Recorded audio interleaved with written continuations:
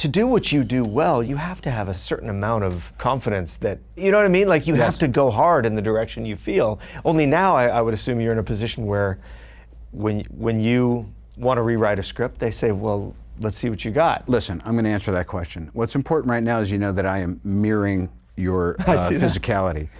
Which, by the way, I don't know if I did it consciously or not. Son of a, now I lost my rhythm. A lot of life for me is monkey see, monkey do. Whether it's developmental or once you're in a situation that's very stressful, you know? Like right now, I think if you took either of ours biometrics, we'd be in a really sweet zone. Yeah.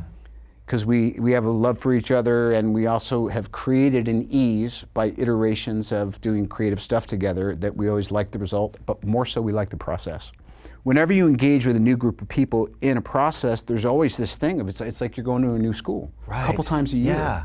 It's really difficult, and the more stressed out I think anyone is, the more they try to bring their own worldview to bear to soothe themselves and to try to fit in. But this question to me is the only question that I feel I need to keep asking myself. Because sometimes you read the room and you go, this is a new situation.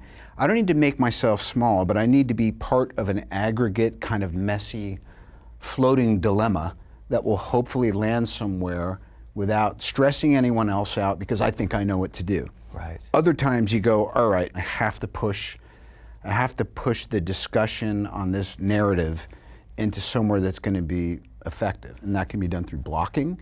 It can be done through innuendo. Sarcasm worked for a while for me, but that burns out pretty quick. And ultimately, I think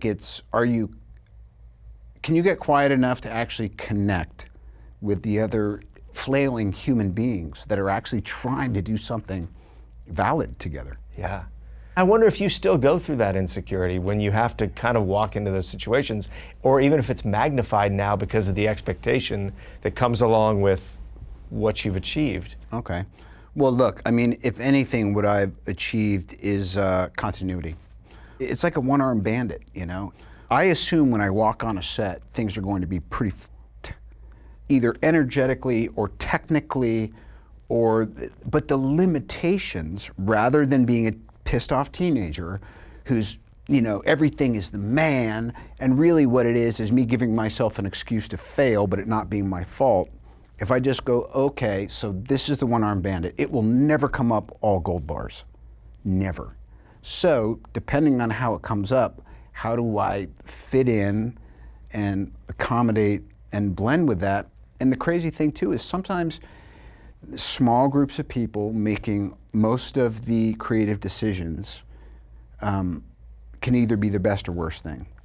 Obviously, the ultimate example, having wound up this Marvel contract lately, is Jon Favreau. Right. It was this belief he had in me, and then he gave me enough rope to hang the whole project time and time and time and time again. And pretty soon you start going, oh, the reason I'm in this partnership is they're saying, I'm going to see what happens if I trust you implicitly without letting you run amok.